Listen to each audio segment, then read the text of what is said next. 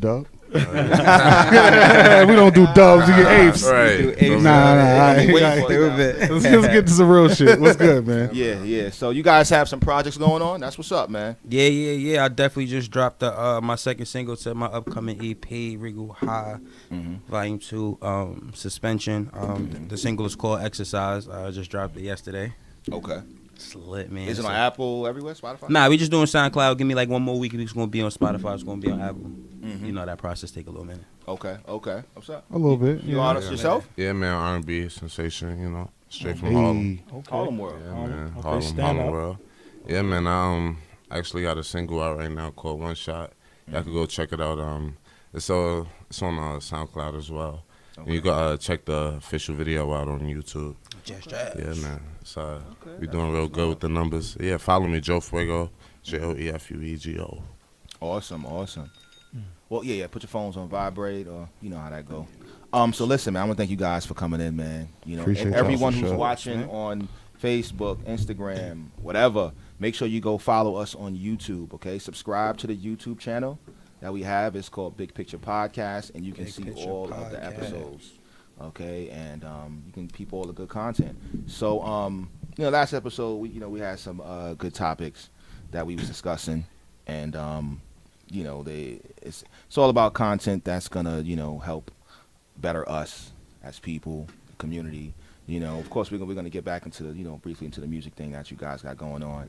Yeah. But what's something that I really wanted to talk about for a while, and we was actually supposed to talk about it on episode 42. But we're gonna jump into that right now, and I'm glad we kind of waited because we got two more brothers here. Yeah. Domestic violence, okay. The question, one of the questions I kind of had was for a woman, to answer. But of course, we need help. Oh no, too. they gonna call in. Yeah. As soon as they hear the shit we say, they gonna call in. Yeah. So and guys, let me know how you feel about the question I have. Okay. And the question is it possible for a woman to reduce the chances of being in a domestic violence relationship? Okay? Yeah. How to speak to a man, etc., and the triggers. I mean, you want me to go first? Or you I wanna mean, go? like in real life, I'm a victim of domestic violence. Amen. So it's like in real life, it's on both sides. Like everyone has a trigger. You feel what I'm saying? And your partner, you know what I'm saying? They know what the triggers are, and you know what I'm saying? It's like, so it's not even just like, can women reduce it? Dudes can reduce it too. Of course. In real life. So I think it's literally a two-way street.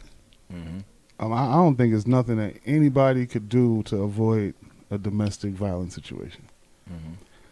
I mean, just because, you said triggers, right? Now, sometimes people know your triggers. Sometimes people don't know what's going on with you because we make relationships quick nowadays, right? Like, we be talking, which means DMing, right? And then we start, like, kicking it, which means smashing, right? And then, it could be quick, less than a couple of months. Now, it's like we a family, or we need to try to be a family. Right? If you're trying to do it the right way, or if y'all just fall in love like that. So we get into these situations real quick, and nobody knows the other person's triggers. Like, really don't. Like, real talk, the only people who know your triggers, like your real triggers, that'll take you to the point of, like, putting hands on somebody, people you grew up with, like, in your household, like your sister, your moms. You know what I mean? Other people, they could guess, the general triggers, like, putting the hands in the face. This. I mean, but if that right there, stuff like that, if that's a trigger for you, then you just have an impulse problem. Because you could walk away from that shit, bro. Nah, I mean, I don't even think it's like like that impulse and all that shit. I honestly think like it comes down to a matter of respect, because in real life, like there's like when you're involved with somebody, like there are certain things that are just gonna make them upset, and like you just know. You know what I'm saying? Like. Come on, Will. You just know, bro. Like, I mean, I can't wait to hear what Magnetic gonna say. Sink it all in, everything we saying. I'm talking from this perspective because I don't really have triggers too much unless I'm attacked, right? So I don't have a trigger like verbally, I don't even have a trigger that's like with you poking me in the face or getting in my face. I'm 6'4", like 330. I'm good. You're not gonna hurt me. Like nah, like just not. That's and that's my perspective because that's who I am as a person. Yeah. So I don't have no. I'm not worried about a chick in my face. But if you get to swinging, I'm gonna try to subdue you.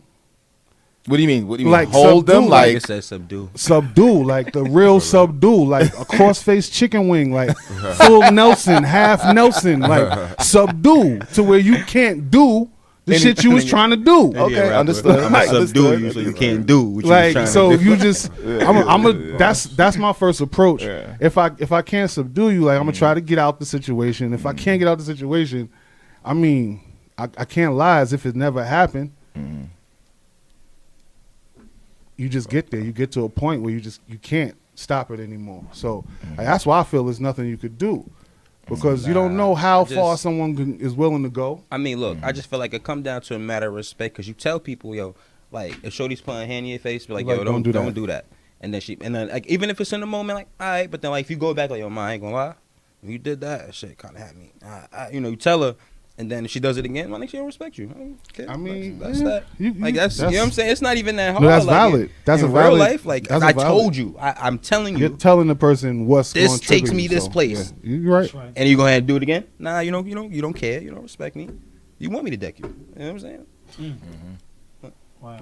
I mean, young lady Lataya, she put, no matter how many times someone pushes your patience, you must have self-control. yo, and now I feel that as well.